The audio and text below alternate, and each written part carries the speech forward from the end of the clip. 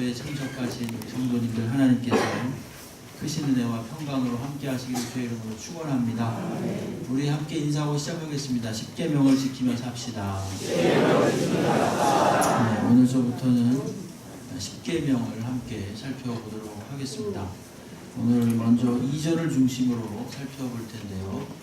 앞으로 여러 주 동안 십계명 많이 또 암송하고 그리고 마음속에 묵상함으로써 또 주님의 성도로서 더욱 성숙되어지는 은혜가 있게 되기를 간절히 바랍니다. 들으셨는지 모르겠지만 뉴스를 통해서 얼마 전에 좀 충격적인 소식을 들었는데 그 멕시코에서 일어났던 일인데 지난 1일날 그 틀락시아코라는 시가 있는데 거기 알레한드로 아파리시오라는 그런 시장이 있다고 합니다.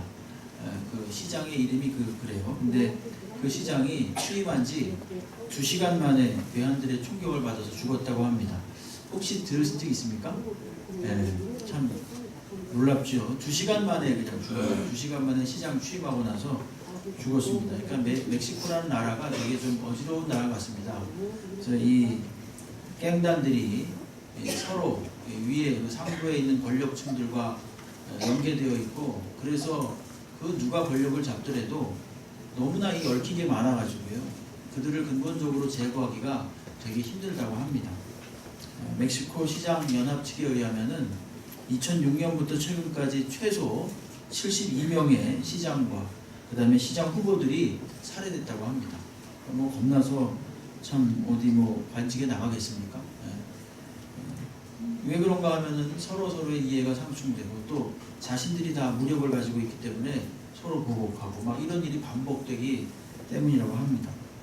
아무리 그 나라에도 법이 있겠죠. 그렇죠? 아무리 좋은 법이 있으면 뭐 하겠습니까? 이 사람이 그걸 잘 지켜야만 그 법이 되는 거죠. 사람이 중요합니다. 사람이. 저희 나라도 뭐 좋은 법이 있지 않습니까? 좋은 법이 있으면 뭐 하겠습니까? 사람이 잘 지켜야 그게 좋은 법이 되는 거죠. 근데 또 어떤 사람이 그렇다면 법을 지키겠는가? 하나님의 말씀으로 거듭난 사람이 법을 지킬 수가 있습니다. 하나님을 두려워하는 사람이 자기 유익과 욕망에 따르지 않고 하나님을 두려워하면서 법을 지킬 수가 있는 거죠. 그런 사람을 다른 말로 말하면 구원받은 사람이다, 이렇게 말할 수 있습니다.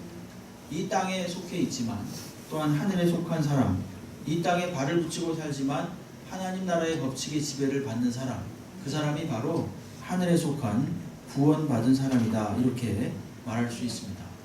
구원받은 사람에게는 구원받은 사람에게 합당한 법이 있는데 그게 바로 하나님의 말씀이라는 법입니다.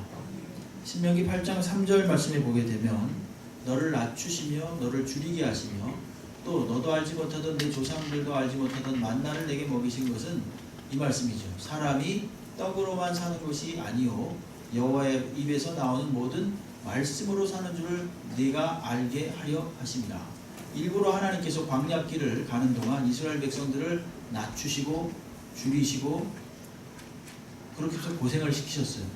그들로 하여금 깨닫게 한 것이 무엇인가 하면 단순하게 입으로 들어가는 그 양식만 중요한 것이 아니라 하나님께 순종함으로써 하나님께로부터 보호를 받고 하나님께로 공급함을 받고 인도를 받는 것이 훨씬 더 중요하다는 것을 깨닫게 하려 함이라는 것입니다.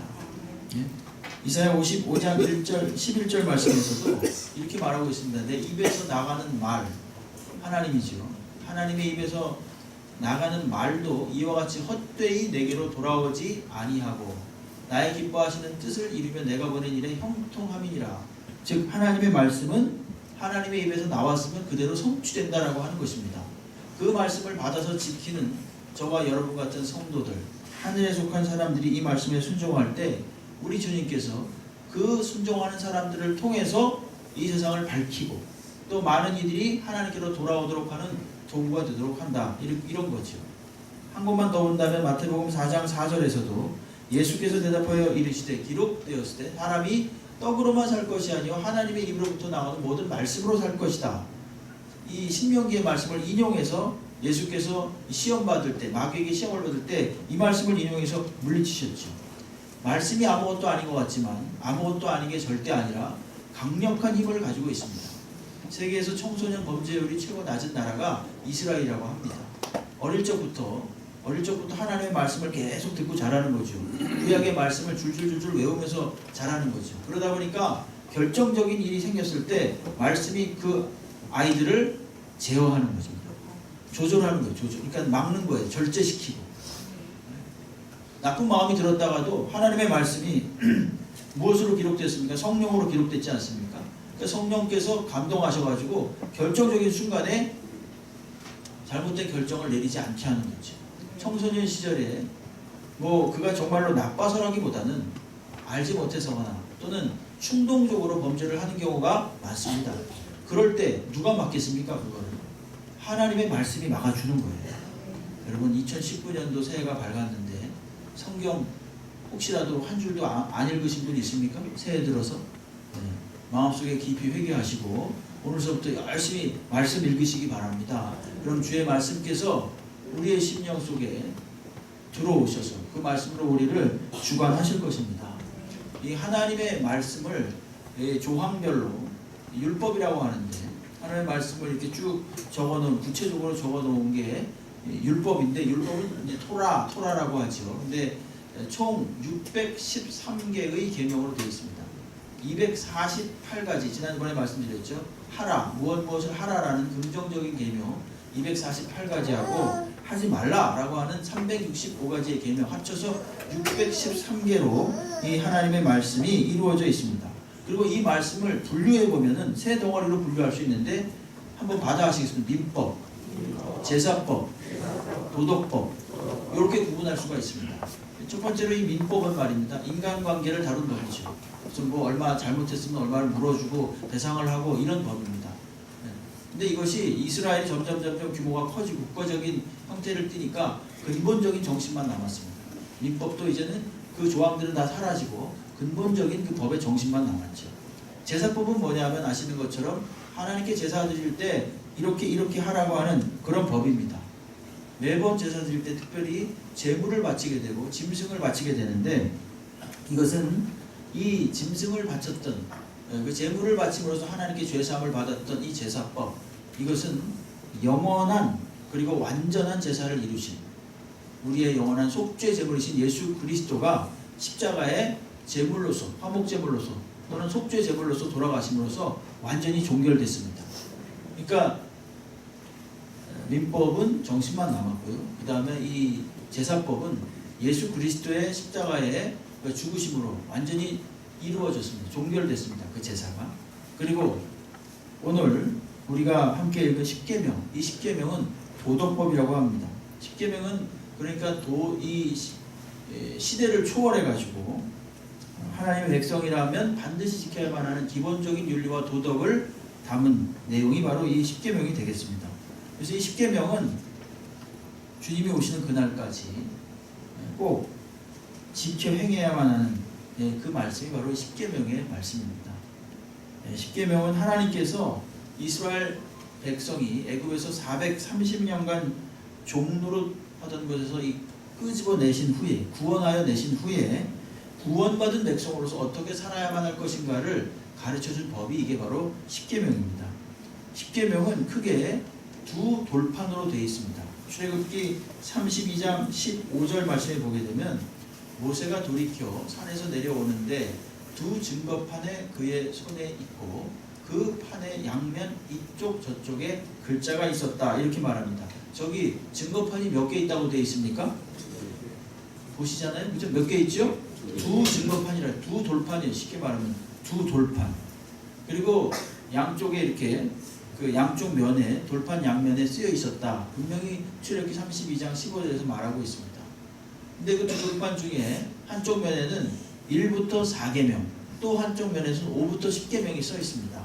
1부터 4계명은 뭐냐 하면은 하나님께 대한 의무의 관계를 써놨습니다. 나 이외에 다른 신을 섬기지 말라, 우상을 섬기지 말라, 만들지 말라, 망령되이 내려를 일컫지 말라, 안식일을 거룩히 지키라. 전부 다 누구와 관계된 겁니까? 대신 관계죠. 하나님과의 관계. 그 다음에 5절부터 10절까지는 부모를 공경하라, 살인하지 말라, 간음하지 말라, 도둑질하지 말라, 거짓말하지 말라, 탐내지 말라. 이거 전부 다 인간과 관련된 법입니다. 그렇죠? 여기에도 그러니까 어떻게 보면 하나의 우선 순위가 있는 거죠. 철저하게 하나님 우선주의로 일관되게 기록되어 있습니다. 다른 성경도 마찬가지입니다. 예를 들어서 주기도문, 우리가 지난 작년에 봤지만은 주기도문도 하늘에 계신 우리 아버지여 이렇게 해놓고 이름이 거룩히 여김을 받으시오며 뜻이 하늘에서 이루어진 것이 땅에서 이루어지이다. 여기까지 했죠. 여기까지 하고 나서 그 다음에 뭐가 됩니까? 오늘날 우리에게 일용할 양식을 주옵시고, 우리의 필요는 하나님의 이름이 높아지기를 바라고 하나님의 이름을 높이고 나서 그 다음에 우리의 필요가 등장합니다. 주기도문에. 마태복음 6장 33절에 있는 대로 너희는 먼저 그의 나라와 그의 의를 구하라. 그리하면 이 모든 것을 너에게 더하시리라. 하나님의 나라와 의를 구하는 것이 먼저라는 거죠. 마태복음 22장 37절로 40절 말씀에도 보게 되면 율법과 선지자란 무엇인가? 하나님을 사랑하고 그 다음에 내 이웃을 내 몸같이 사랑하는 것이다. 항상 무엇이 우선순위로 앞서 있습니까? 하나님이 앞서 있습니다. 오늘 십계명도 마찬가지죠. 두 돌판으로 구성되어져 있고 그 우선순위는 하나님, 그 다음에 이웃, 사람의 관계로 이렇게 되어 있습니다. 그래서 오늘 우리가 중점적으로 볼 말씀은 십계명 서문입니다. 서문. 그게 바로 20장 2절의 말씀입니다. 20장 2절 말씀 한번 같이 읽어볼까요? 2절을 중심으로 오늘은 집중적으로 보겠습니다. 같이 읽겠습니다. 나는 너를 애굽 땅 종 되었던 집에서 인도하여 낸 내 하나님 여호와니라. 아멘. 이것을 십계명, 서론, 서문 이렇게 말할 수 있습니다. 하나님께서 이제 요 이후로 3절부터 너는 나 이외에 다른 신들을 내게 둘지 말라 제1계명이 나오죠. 여기서부터 쭉 십계명이 17절까지 나오게 되는데 2절에는 왜 너희들이 이 십계명을 지켜야만 하는지에 대한 이유가 나온 거죠. 왜 십계명을 지켜야만 한다고 나왔습니까? 왜 지켜야만 되느냐? 믿을 만한 분이 주셨기 때문이다라는 것입니다. 더 구체적으로 말하면 구원의 하나님이 주신 계명이다. 나는 너를 애굽 땅 종 되었던 집에서 인도하여 낸 하나님이 주신 거예요. 네? 여러분, 애굽 땅 종 되었다. 이 말을 우리가 좀 알아야 됩니다. 이스라엘 백성이 언제 애굽으로 들어갔느냐? 이때를 기준으로 한다면 430년 전에 들어갔죠. 어떻게 왜 들어갔습니까? 기근이 들어서 그 애굽을 비롯한 에집트죠. 애굽은 오늘날 에집트입니다. 아프리카 쪽 일대 전부 다 기근이 들었죠. 흉년이 들었죠. 예? 그러니까 그것을 이 야곱의 아들이었던 요셉이 먼저 팔려가가지고 애굽의 총리가 되어 있었거든요. 그 총리였던 이 요셉이 하나님으로부터 하나님의 도우심으로 이제 7년 풍년과 7년 흉년이 있을 거라는 걸 미리 알았습니다. 그래서 이 요셉은 말입니다. 7년 풍년이 있을 때 곡식을 잘 비축해 놨습니다. 식량을 잘 비축해 놨어요. 근데 정말로 7년이 지난 다음에 엄청난 7년의 흉년이 또 들기 시작했거든요. 그러니까 이 주변에 에집트 주변의 나라들에서 식량이 어디 있느냐를 찾다가 에집트에 식량이 있다는 얘기를 듣고서 애굽으로 막 몰려들기 시작합니다. 뭘 갖고 왔겠습니까? 빈손으로 왔겠습니까? 돈 갖고 왔겠죠. 그죠? 식량을 사기 위해서.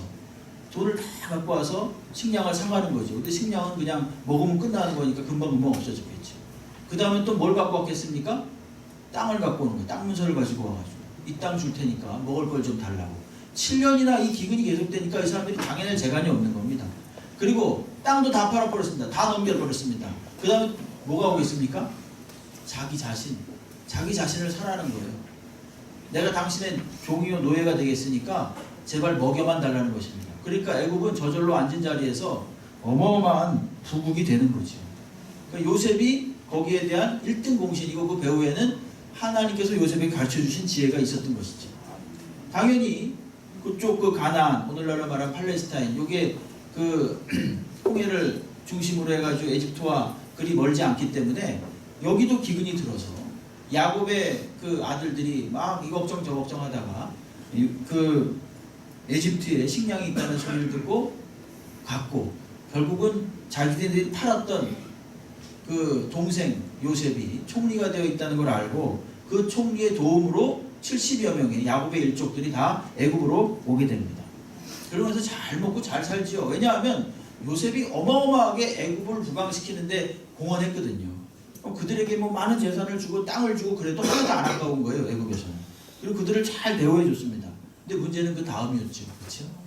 그 애굽의 왕이 죽었고 요셉도 죽었고, 그리고 요셉의 그 왔던 처음에 건너왔던 그 야곱의 일족들 1세대들이 다 죽었죠.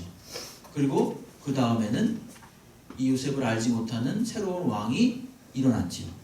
그 애굽의 바로 왕이라고 그러는데, 그 애굽의 바로 왕이 일어나서 어떻게 됐습니까?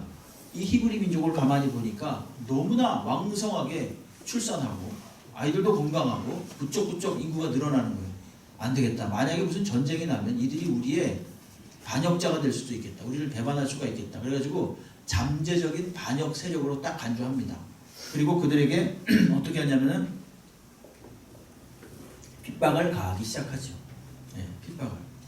그래서 결국 그들을 노예로 삼아가지고 꼼짝 못하게 만듭니다. 이게 몇 년인가? 이게 한 400년가량 됐죠.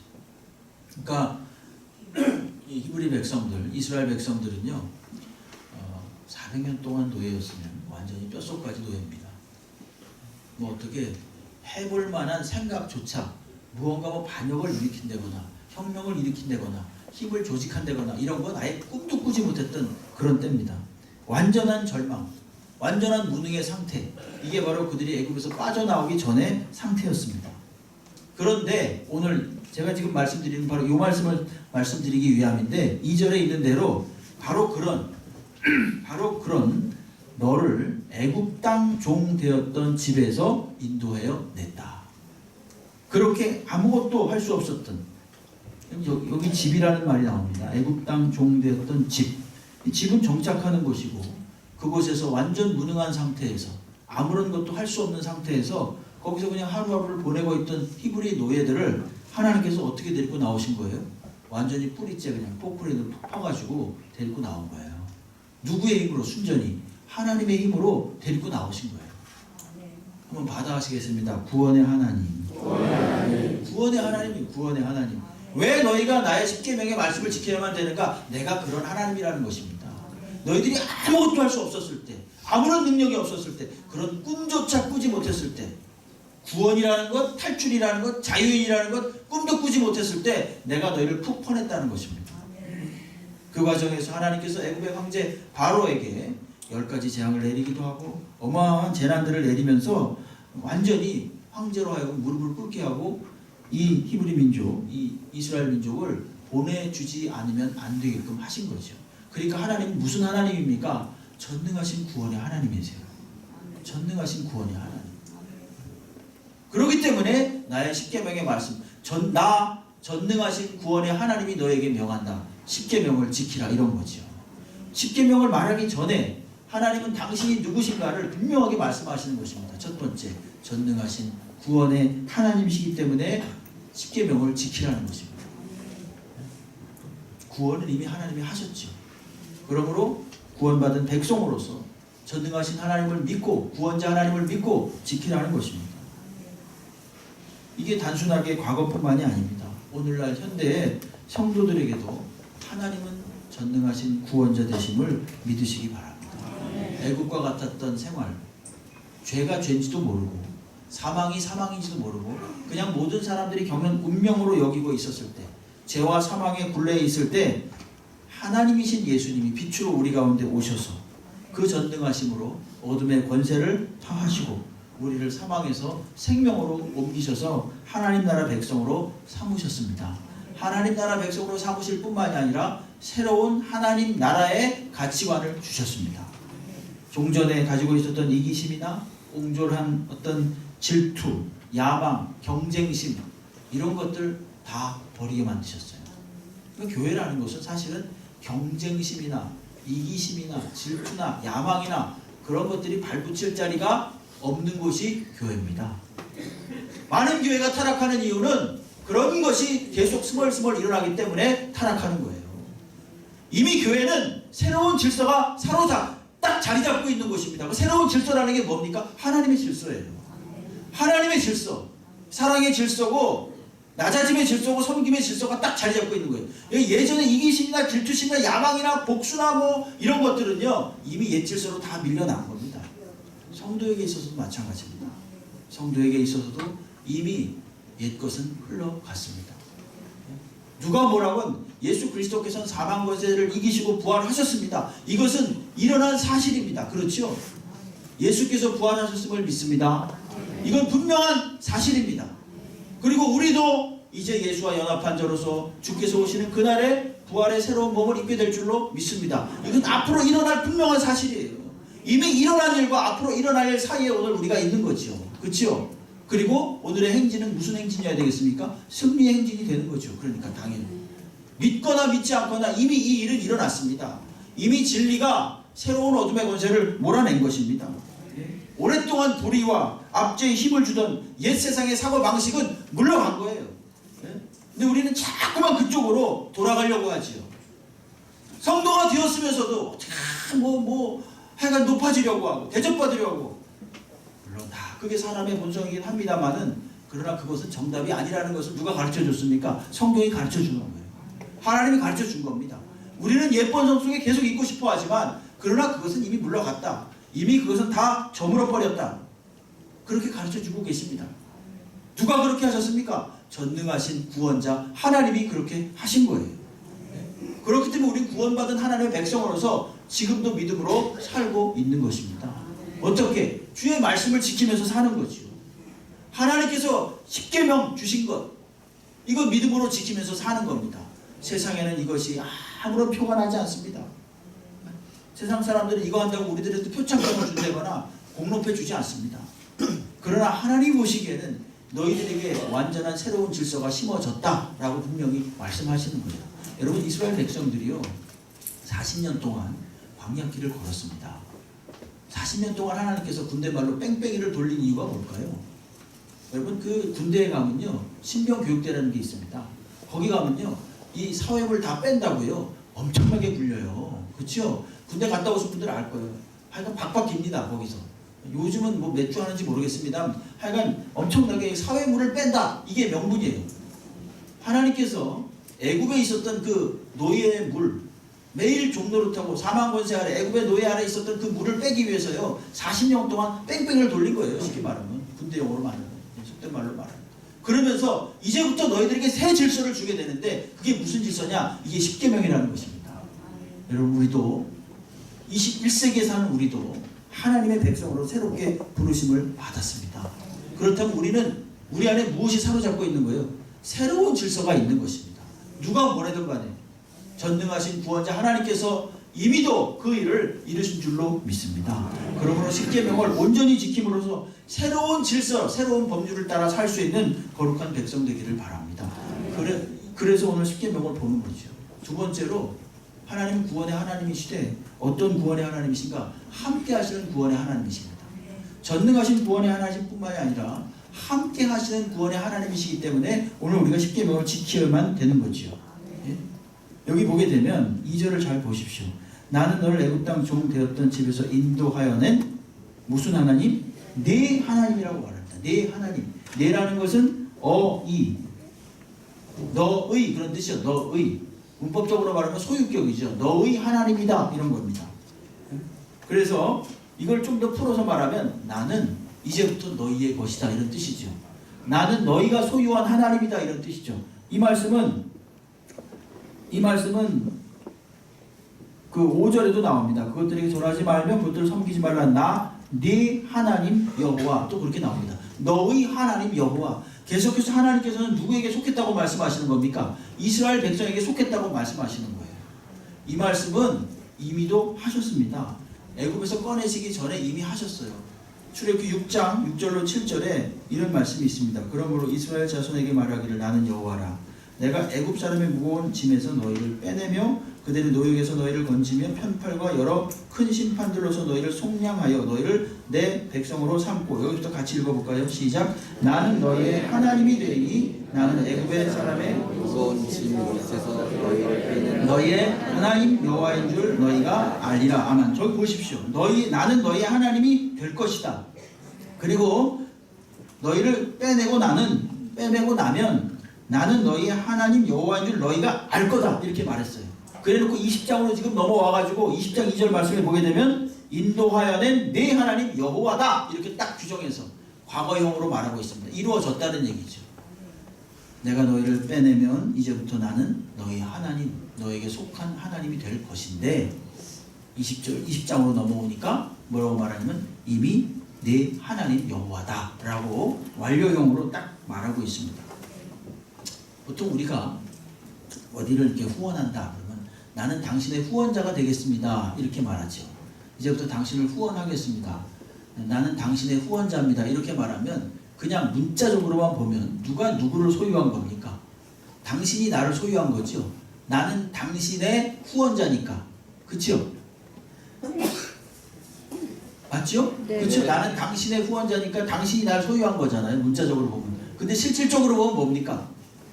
내가 당신을 주도하는 거죠. 그렇죠? 난 후원자니까. 지금 그런 거를 지금 그런 용법이에요. 이게 지금. 나는 내 하나님이다. 이 말은 나는 너에게 속하여 주었다. 이런 뜻입니다. 이스라엘의 하나님이 되어 주셨다라고 하는 의미입니다. 그렇다면 누가 이스라엘 백성을 주도합니까? 하나님이 이스라엘 백성을 이스라엘에게 속하여서 함께하면서 주도해 주시겠다는 것입니다. 그 하나님이 바로 그런 하나님이에요. 단순하게 애굽에서 빼내가지고 그냥 내버려둔 그런 하나님이 아니라 내 속에 내가 속해서 너와 함께하면서 너를 이 광야길에서 모든 인생길에서 구원해 내겠다고 하는 구원의 하나님이십니다. 이걸 갖다가 성경학자들이 뭐라 그러냐면 여호와의 자기 헌신적 표현이다 이런 표현을 합니다. 이런 말을 씁니다. 여호와의 자기 헌신적 표현. 우리가 사랑하는 사람끼리 이제 뭐 결혼하고 뭐 그러면 말이죠. 막 그냥 달달한 이야기를 하면서 아 이젠 저는 당신 거예요 이런 말 하죠. 그죠? 이게 그런 표현이에요. 사실은 하나님이 나는 너희의 것이다. 즉 너희와 너희에게 속해서 너희와 함께함으로 너희를 구원해 내겠다라고 하는 것입니다. 구원해 냈을 뿐만이 아니라 앞으로의 모든 상황 속에서 너희를 구원해 내겠다. 그러므로 10계명을 지키라는 것입니다. 그러므로 내가 너희에게 주는 계명을 지키라는 거예요. 하나님께서 우리를 택하신 이유는 단지 하나님께서 우리를 사랑하신 때문입니다.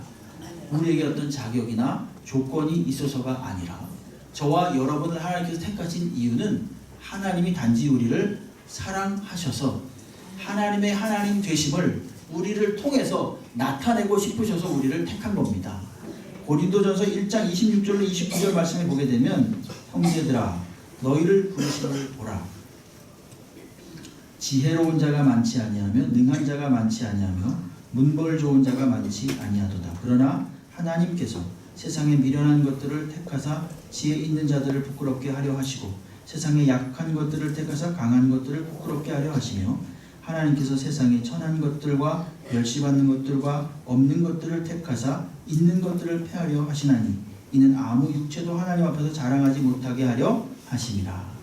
우리를 택한 것은 우리가 지혜로운 자도 아니요 능한 자도 아니요 문벌 좋은 자도 아니라는 것입니다. 단지 하나님이 우리를 사랑하심을 인하여 우리를 택하셨다는 것입니다. 아무 조건 없이 우리를 택하셨는데 왜 택하셨는가? 우리를 통해서 하나님의 영광을 드러내기 위해서. 더 쉽게 말씀드리면 우리를 통해서 우리를 보니까 아, 저 사람을 보니까 하나님이 계시구나라는 걸 알도록 하기 위해서 우리를 택하셨다는 것입니다. 오늘 말씀에 의하면 어떤 방식으로 우리를 통해서 하나님을 드러내시냐면 하나님께서 우리 속에 속해 주셔서 전능하신 무한하신 하나님께서 우리 속에 들어오셔서 우리 속에 속해 주셔서 우리를 통해서 하나님을 드러내는 도구가 되게 하신다는 거예요. 이게 굉장한 거죠. 사실은 하나님이 우리에게 속하면 어떻게 될까요? 요한복음 15장 7절 말씀 한번 읽어볼까요? 시작. 너희가 내 안에 거하고 내 말이 너희 안에 아멘. 여기 보십시오. 하나님이 우리 안에 거하고 우리가 하나님 안에 거하면 어떻게 된다고요? 무엇인지 원하는 대로 구하라는 거죠. 그리하면 이룰 것이라고 분명히 말씀하십니다. 함께 하시면서 우리로 하여금 원하는 것을 이루도록 하시는 하나님이 바로 우리에게 속하신 하나님이에요.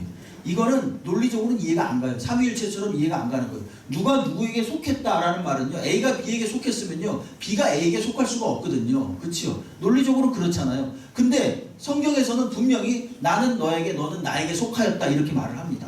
근데 이게 조금 아까 말씀드린 대로 부부관계를 보면 딱 맞아요. 남편은 아내에게 아내는 남편에게 속한 거죠. 그렇게 하면 이게 논리적으로는 이해되지 않더라도 실질적으로 우리 마음속에는 와닿지 않습니까? 분명히 이해가 되잖아요. 그런 식으로 이해를 하면은. 그러니까 하나님은 바로 그런 하나님이에요. 하나님이 우리 안에 계시고 우리가 하나님 안에 있게 하셔서 이제부터 전능하신 하나님의 힘을 빌어서 어떻게 합니까? 우리가 원하는 것들을 하나님 앞에 간구하고 하나님이 우리에게 공급해 주신다라고 하는 것입니다. 그럼 기도라는 것은 아무나 할 수 있는 게 아닙니다. 기도 아무나 할 수 있는 것 같죠? 아닙니다. 기도는 주문이나 영문이 아닙니다. 그저 막연하게 허공에다 대고 말하는 그런 자기 암시나 무슨 뭐 자기 신념을 확인하는 그런 어떤 반복되는 그런 중얼중얼하는 게 아닙니다. 기도는 누구에게 하는 겁니까? 전능하신 하나님, 구원의 주 하나님께 하는 거예요. 들으시는 분에게 하는 것입니다. 그리고 그 하나님은 능치 못할 일이 없습니다. 그렇기 때문에 우리가 하나님 안에 거하고 하나님이 내 안에 거하면요, 하나님께서 우리 기도의 제목을 주십니다. 성령으로, 하나님의 영으로 우리에게 어떤 것을 기도하게끔 말씀하시고, 또한 말씀으로 너희가 내 안에 거하고 내 말이 너희 안에 거하면 그랬잖아요. 말씀으로 우리 안에 거하심으로 어떻게 하냐면 우리가 마땅히 구할 바를 알게 하신다는 것이죠. 그래가지고 구원의 하나님께서 우리로 하여금 그 구원받은 자로서 하나님께 간구하고 또 하나님께 받아 누리는 그런 기쁨과 능력을 맛보게 하신다는 것입니다. 그렇기 때문에 우리는 하나님께서 주신 이 말씀, 십계명의 이 말씀을 꼭 지켜야 된다는 것입니다. 여러분, 십계명은 말이죠, 무슨 다른 사람들이 말하는 대로 그 구약에서 그냥 하나의 지나가는 가르침으로 지나가는 거니까 오늘날 시대에는 맞지 않다. 제가 서론에서 분명히 말씀드렸죠. 아닙니다. 이것은 도덕법으로서 영원히 지켜야만 하는 하나님의 법입니다. 하나하나 조목조목 조항조항을 다음 주부터 말씀을 드리겠습니다. 이처럼 전능하신 구원의 하나님, 우리에게 속하셔서 함께 하시는 구원의 하나님이시기 때문에 우리는 십계명의 말씀을 지키는 거죠. 뿐만이 아니라 이 하나님은 우리에게 공급하시는 하나님이십니다. 신명기 8장 4절 말씀에 보게 되면 이 40년 동안에 내 의복이 헤어지지 아니었고 내 말이 부르트지 아니했다, 그렇게 말합니다. 40년 동안에 광야길을 갑니다. 상상을 해보십시오. 사막길을 가는데 옷이 다 낡을 대로 낡았겠죠. 신도 다 떨어지겠죠. 그건 당연한 겁니다. 그런데 오늘 분명히 뭐라 그러냐면은 의복이 헤어지지 아니하였고 발도 부르트지 아니하였다고 분명히 말씀하십니다. 공급하시는 하나님, 또한 보호해 주시는 하나님이시기도 합니다. 사막길을 간다는 거 하니까 아무런 위험이 없는 게 아닙니다. 그 사막은 일단 기후의 위험이 있습니다. 낮에는 내리쬐는 별이 있고요, 밤에는 차가운 그런 온도가 있습니다. 바람이 있습니다. 그리고 사막이라고 짐승이 없는 줄 아십니까? 사막에도 짐승이 있어요. 사막이라고 도적대가 없는 줄 아십니까? 사막에도 도적대들이 있어요. 그 사막을 횡단하는 도적 그 대상들, 그 사람들을 공격하기 위해서 도적대들이 많았거든요. 어떻게 하겠습니까? 하나님께서 지켜주셨습니다.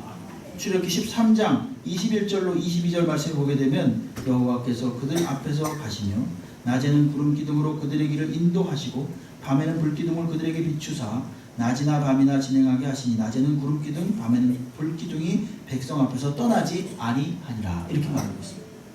여러분, 저희들도 애국가도 같은 이 사망 권세에서 예수 그리스도의 보혈의 공로로 하나님의 성도로 꺼냄 받은 줄로 믿습니다. 전능하신 하나님이 우리를 끄집어내셨습니다. 그리고 새로운 질서와 새로운 가치관을 우리들에게 주셨습니다. 교회에 나온다고 하는 것은 단순하게 무슨 교양을 쌓기 위해 나오는 게 아닙니다. 우리의 인생을 바꾸어 놓고 우리의 전 인격을 바꾸어 놓으신 하나님과 더불어 살기 위해서 나오는 거예요. 네? 교회에 나온다고 하니까 무슨, 아니 교회에 나오면 무슨 뭐 예를 들어서 좀 착한 사람이 되고 좀 더 좋은 사람이 되고 그건 당연히 그렇게 되겠죠. 그러나 그건 하나의 따라오는 결과일 뿐이지, 우리가 교회에 나온다고 하는 것은요, 우리의 인생이 바뀌었음을 나타내는 표예요. 사실은 전능하신 하나님께서 노예 같은 애굽 생활에서 푹 퍼서 끄집어내신 것처럼 우리가 옛 질서 속에, 사망의 질서 속에 살다가 경쟁과 이기심과 미움과 다툼과 시기와 욕망과 이런 것에 살다가 하나님께서 푹 퍼내신 증거가 바로 이게 교회에 나오는 것입니다. 전능하신 하나님, 전능하신 구원의 하나님과 또 어떻게 사느냐? 함께 삽니다. 함께. 어떤 식으로? 하나님 우리 안에 함께 하셔서 그리고 우리와 동행하심으로 우리를 매 순간 광야길에서도 구원하셨지만 우리 인생길 이 광야에서도 하나님이 매번 구원해 주시는 거예요. 그렇기 때문에 우리가 해야 될 일은 뭐겠습니까? 주께서 주신 이 10계명 10가지 계명을 마음속에 꼭 간직하고 내내 지키기 위해서 애쓰는 것입니다. 그럼 우리 주님께서 어떻게 하십니까? 그 지킴으로써 오는 놀라운 복을 누리게 하십니다. 서두에 말씀드렸지만 말씀으로 산다는 의미가 뭐겠습니까?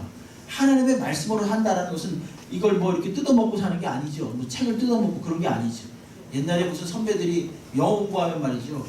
여기를 뭐 그런 전설 같은 얘기 들었죠. 뭐 영어 다 외우면 여기는 다 외웠으니까 쫙 찢어가지고 입에 넣어가지고 씹어 먹었대요.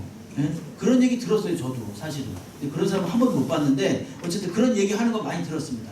그런 식으로 말씀을 먹고 산다는 건 그런 의미가 아니라 하나님의 말씀에 다스림과 지배를 받고 산다는 거죠. 하나님의 말씀이 말씀하시는 것을 받고 사는 거예요. 그럼 그 말씀이 어떤 말씀이겠습니까? 하나님의 사랑이죠. 하나님의 사랑. 지는 것이 이기는 것이고 용서하고 나누어 주는 것이 바른 삶이다라는 것을 계속 가르쳐 주시는 것이고 그것을 갖다가 실질적인 삶으로 살아내신 분이 바로 우리 구주 예수 그리스도십니다. 그러니까 말씀으로 산다는 것은 예수를 닮는 삶을 사는 거예요. 그렇게 되면 어떻게 되겠습니까? 많은 사람들이 그 향기를 맡게 되겠지요. 많은 사람들이 결정적인 순간에 그 사람을 생각해내고 그 사람을 추천합니다. 어디 일자리가 있어요. 어디 요직에 누군가가 필요합니다. 여러분 그럴 때 어떻게 합니까? 이 사람 저 사람에게 막 물어보잖아요. 누구 좋은 사람 없냐고. 근데 많은 사람이 있는 것 같은데 막상 같이 일할 사람이 없는 거예요. 왜 그렇습니까? 마음이 합하지 않으니까 그래요. 이 사람은 이래서 저 사람은 저래서 그런 마음이 자꾸 드는 거예요. 근데 그때 평상시에 아무런 존재감도 없고 뭐 별로 그렇게 능력이 대단한 것 같지도 않은데 너무너무 하나님의 법대로 살고 주님의 말씀대로 조용히 살고자 애썼던 사람이 있습니다. 그때 바로 성령께서 딱 떠오르게 하는 거죠. 그래서 그 사람을 데리고 오는 겁니다. 그 사람을 모셔가는 거예요. 이게 바로 저희들에게 그리고 사랑하는 귀한 자녀 손들에게 이런 일들이 일어나게 되기를 주의 이름으로 축원합니다. 우리가 주의 말씀을 지키고 살 때 이런 일이 일어나는 거예요. 일어납니다. 세상의 방법으로 사는 것이 당장에 승리하는 것 같지만 그렇지 않습니다. 하나님의 말씀의 법에 다스림을 받을 때 그 사람이 마침내 승리합니다. 우리가 왜 10계명을 지켜야 됩니까? 하나님이 전능하신 구원이 하나님이시기 때문에 믿을만 하기 때문에 지키는 거예요. 하나님. 또한 하나님이 지금도 여전히 우리와 함께 하셔서 우리를 계속해서 모든 각종 어둠의 권세로부터 우리를 구원해 주고 계신 하나님이시기 때문에 주의 말씀을 지키는 겁니다. 이 10계명을 지키는 거예요. 오늘도 내일도 주의 이 계명을 온전히 지키면서 주께서 주시는 많은 복을 그리고 그 능력을 맛보며 사시는 주의 백성들 되시기를 주의 이름으로 축원합니다. 시편 144편 15절 같이 읽고 마치겠습니다. 우리 같이 읽겠습니다. 144편 15절 시편 제일 뒤에 말씀 같이 읽겠습니다. 시작. 이러한 백성은 복이 있나니 여호와를 자기 하나님으로 삼는 백성은 복이 있도다. 자기 하나님으로 삼는 백성이 복이 있다고 했습니다. 기도하겠습니다. 하나님 아버지